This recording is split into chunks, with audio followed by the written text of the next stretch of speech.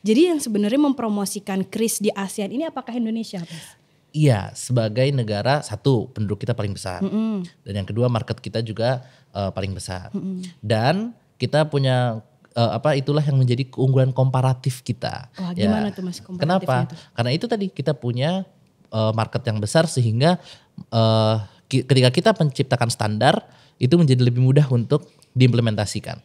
Karena yang ngikutin itu lebih sedikit orangnya daripada kalau kita ngikutin standar yang dari negara lain yang harus merubah kan se-Indonesia gitu kan, itu lebih sulit lagi. Makanya Indonesia salah satu proponen utama, pengusung utama dari standarisasi pembayaran melalui QR code ini. Dan akhirnya disepakatilah negara-negara ASEAN, belum semua, tapi sudah beberapa negara ASEAN yang ikut tergabung dalam harmonisasi penggunaan QR code ini.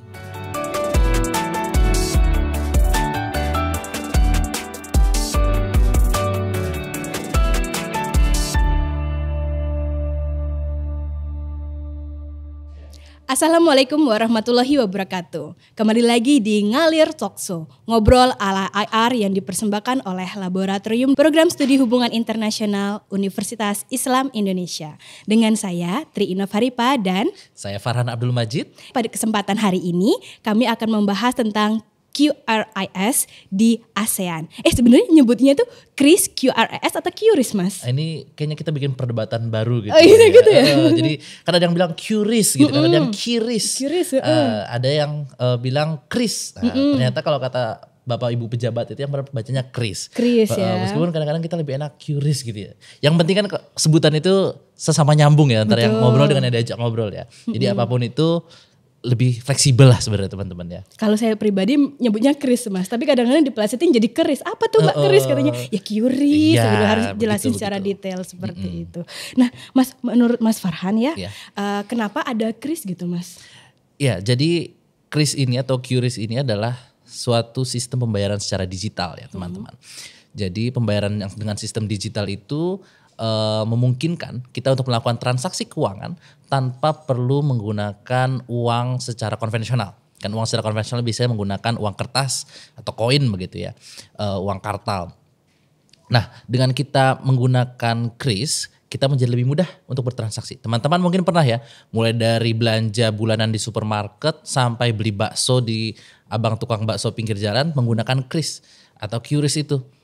Nah, kita merasa lebih mudah tanpa harus menukar uang. Kan kadang-kadang kalau kita pakai uang kertas, sesekali uangnya tidak ada kembalian ternyata ya. Nah, kalau pakai QRIS kan kita bisa membayar dengan angka yang tepat sesuai dengan tagihan yang kita miliki, sesuai dengan uang yang harus kita keluarkan. Oh gitu. Kalau saya sih merasa terbantu sih Mas dengan adanya kris gitu Mas. Soalnya saya kan tipe orang yang males gitu pegang uang banyak gitu kan. Langsung tet. Tapi akhirnya gimana coba tahu Mas apa? Lebih boros. Oh lebih boros. Jadi semakin banyak belanja ya. Iya semakin banyak semakin belanja. Mudah lebih mudah ya.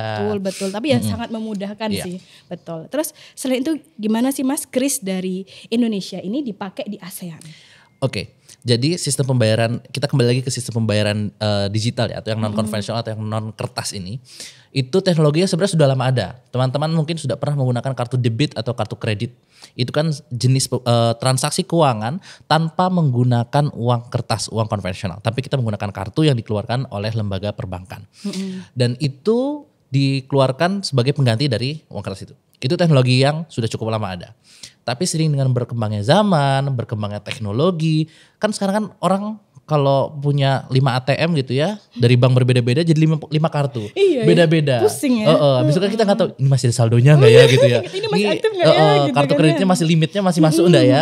Nah itu kan jadi kesulitan tersendiri. Akhirnya karena sekarang hampir setiap orang yang sering berpergian begitu, yang punya mobilitas tinggi, kan kita sudah sering menggunakan handphone ya. Masing-masing kita punya smartphone, punya telepon genggam pintar yang setidaknya di situ ada teknologi yang namanya kamera. Nah itu juga perkembangan teknologinya ada 2 jenis. Ada yang berbasis gambar, QRIS ini pakai QR code. Ya, itu juga sebenarnya pengembangan dari teknologi dulu kan kita pakai barcode ya.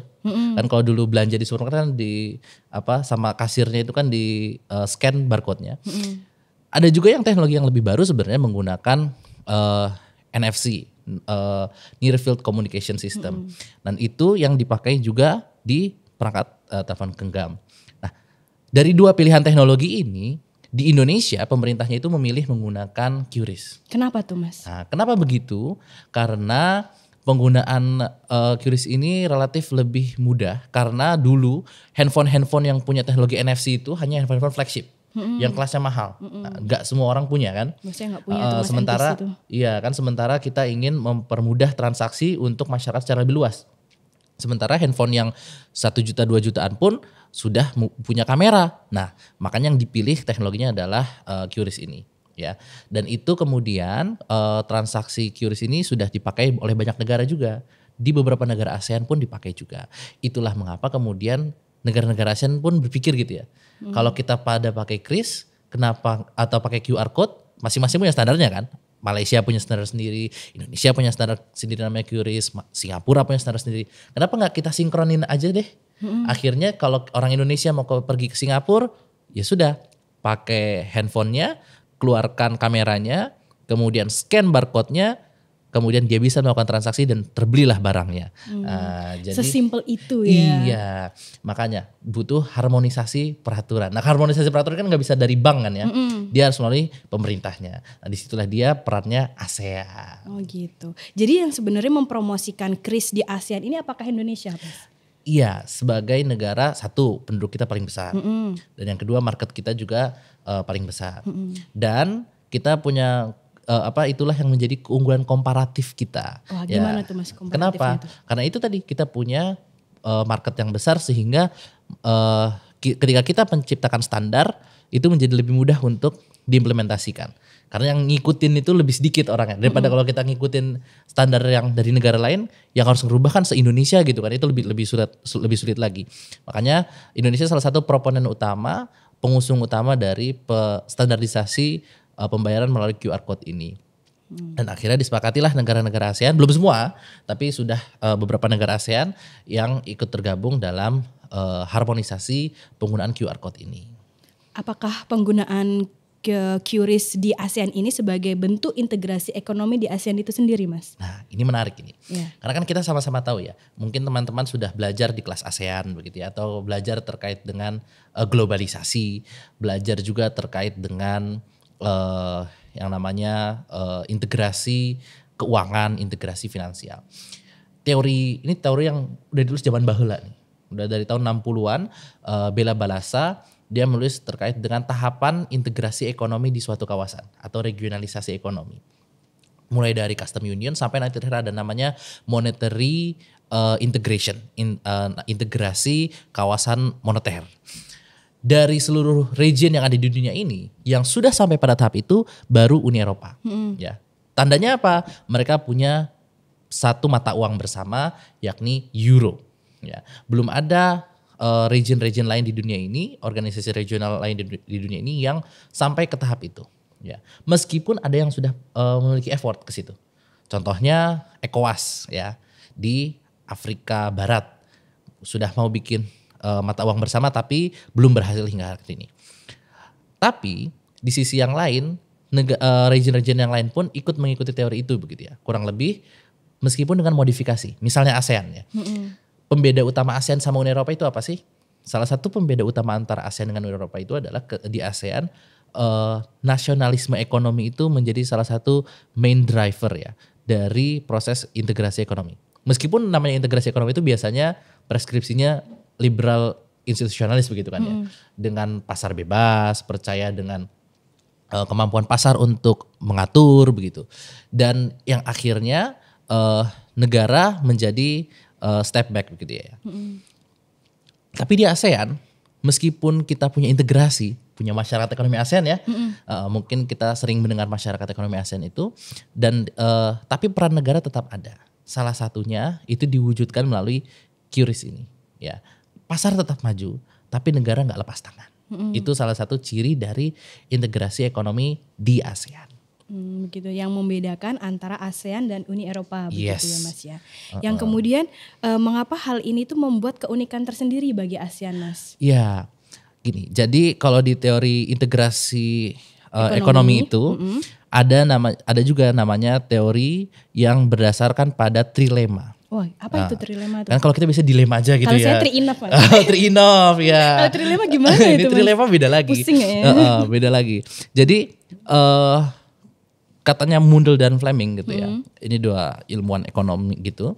Dia menyatakan bahwa tidak ada satupun negara di dunia ini yang bisa mencapai ketiga opsi yang ada.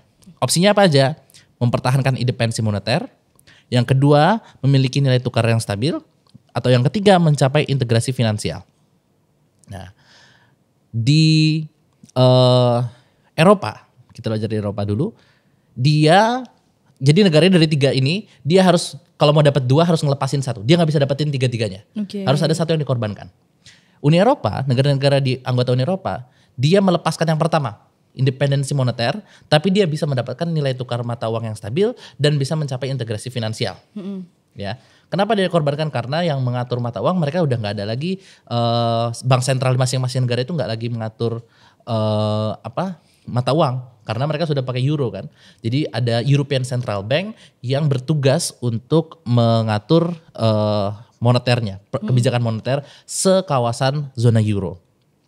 Di ASEAN jalannya beda. Kenapa? Karena bagi negara-negara ASEAN, independensi moneter itu adalah bagian dari kedaulatan. Oke. Dan negara-negara ASEAN, kalau ingat teorinya Amitav Acharya ya, the ASEAN Way gitu kan. ASEAN Way. Yang the ASEAN Way. Yang diagung-agungkan ASEAN kan ASEAN Way. ASEAN Way. Kita tuh beda loh, nggak ngikutin EU loh. Betul. Ya kan? Kalau katanya ASEAN Way itu apa sih? ASEAN Way itu nggak mau mengorbankan independensi moneter karena itu bagian dari kedaulatan. Oke. Jadi yang pertama tadi nggak dikorbankan, tapi itu yang dia pegang. Ya. Tapi mereka juga ingin integrasi finansial, ya kan, melalui harmonisasi peraturan, termasuk salah satunya yang QRIS ini. Risikonya apa? Yang harus dilepaskan adalah nilai tukar yang stabil. Makanya kan kita sesama negara ASEAN kan nilai tukar mata uangnya kan nggak stabil ya, sering berubah-ubah, naik turun begitu kan, melemah atau menguat. Ada satu yang melemah, ada lain yang menguat gitu kan. Nah disinilah untuk mencapai ini. Kan nggak semua, ya meskipun kita mendapatkan dua, melepas satu kan nggak dua-duanya ini kita dapatkan maksimal juga kan. Gimana sih cara memaksimalkannya? Salah satu caranya adalah tadi untuk integrasi finansial di kawasan ASEAN yang terjadi adalah selain harmonisasi pengaturan ya, adalah melalui QRIS ini atau pengaturan bersama untuk penggunaan QR Code sesama negara ASEAN, aturannya disamakan. Ya, sehingga bisa saling scan nih di satu negara dengan negara lain. Dan akhirnya bank-bank di dalam negaranya pun mengikuti peraturan yang dibuat oleh pemerintahnya di dalam ASEAN itu sendiri. Oke, baik. Lengkap sekali penjelasan dari Mas Farhan ini. Agak ngap ya. Nafas dulu Mas. Gini, kalau misalnya apakah QRIS ini yang di ASEAN ini akan menggantikan ide untuk membuat mata uang bersama itu Mas? Nah itu juga. Kan mata uang bersama itu kan teori Bella Balasa tadi ya. Teori Bella Balasa bilang namanya integrasi ekonomi, ujungnya itu adalah integrasi moneter. Dan wujud utamanya adalah tadi pakai mata uang bersama. Kenapa? Biar sederhana kan. Kita nggak perlu tuker-tukeran mata uang buat berdagang. Betul. Ya kan. Buktinya apa? Di Uni Eropa sesama negara anggota Euro tidak perlu menukarkan mata uang sehingga arus perdagangan di dalam Uni Eropa sesama negara dalam zona Euro dia sangat tinggi. Ya. Tapi kan kita juga ingin berdagang kan sama negara lain. Nah, gimana caranya ya? Kita mungkin tidak sampai sejauh itu, tapi kan ada orang ya. Yang barang itu kan nggak cuma berdagangan, itu kan nggak cuma yang besar-besar. Ini kita turunkan skalanya. Jadi warga-warga negara masing-masing negara sini kalau mereka berpergian sama negara lain, ya sudah kita ada kebijakan untuk membuka ruang udara sehingga kita mudah untuk ke sesama negara ASEAN. Kita nggak perlu bikin visa dulu kan, cukup bawa paspor sama. Kita ke Malaysia, kita ke Singapura, tinggal dicap gitu kan sama petugas di sana. Dan untuk memudahkan transaksi keuangan, karena transaksi keuangan kan akan pengaruhnya positif kan ya. Jadi kita belanja di sana, orang dari Malaysia, Singapura belanja di Indonesia lebih mudah. Nah itu adalah salah satu caranya ASEAN untuk tetap mempertahankan nasionalisme ekonominya, tapi tetap bisa mencapai yang namanya integrasi sistem pembayaran yang itu adalah bagian dari integrasi sistem finansial. Oke, jadi ini salah satu kayak terobosannya ASEAN yang membuat semangat the ASEAN Way itu tadi gitu ya Mas. Karena tiap ada kesempatan, ada kesempatan. Karena ada kesempitan apa? Negara ASEAN tuh nggak mau melepaskan independensi moneternya, tetap mau megang bank sentralnya. Tapi juga ada keperluan untuk integrasi ekonomi. Ya wes, caranya kita cari inovasi baru. Nah, salah satu cara inovasinya adalah tadi menggunakan QR code secara bersama-sama itu. Oke. Nah, sekarang saya coba mau nanya sama Mbak Inof. Udah pernah belum nih Mbak Inof nyobain pakai bayar QR code di negara tetangga gitu ya, Singapura, Malaysia, Thailand, pakai aplikasi perbankan dari Indonesia? Kebetulan dalam beberapa tahun setelah pandemi ini saya belum belum melancong pernah. lagi gitu kan ke negara-negara di ASEAN. Tapi Mas, saya melihat kayak apa sih namanya itu ya? Ketertarikan atau namanya mencoba dari para YouTuber Indonesia itu mencobanya di negara-negara ASEAN seperti di Singapura. Mereka kayak excited gitu loh. Kayak mencoba kris itu untuk berbelanja di pusat perbelanjaan sana itu. Dan menurut saya itu sesuatu penerapan kris ini sangat membantu baik masyarakat Indonesia yang melancong atau berpergian ke negara lain di sekitar ASEAN ataupun sebaliknya begitu Mas. Jadi kayak lebih memudahkan daripada kita harus ke money changer gitu kan ya. Yang nanti nilai tukarnya jatuh atau menjadi lebih tinggi gitu kan ya. Lebih baik pakai kris ini yang sudah memiliki standar yang sama dengan Indonesia gitu. Ini kan seperti kita mengurangi ongkos juga kan ya. Betul. Kalau money changer kan ada ongkosnya juga, kemudian juga selisih marginnya itu juga ini begitu. Dan itu juga menarik begitu ya. Jadi kalau menurut Mbak Inof sendiri ini kira-kira inovasi digital seperti ini bisa nggak ya diterapkan di hal-hal lain gitu ya di ASEAN ini?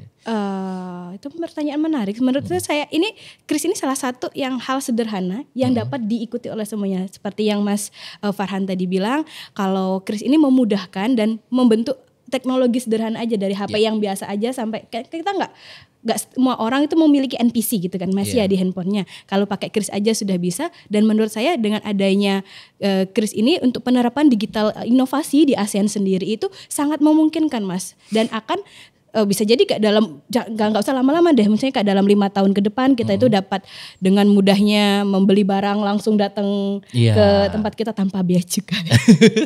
Tidak boleh begitu Mbak. Tenang, kita orang bijak taat pajak. Aman ya pemirsa, aman ya sobat ngalir ya.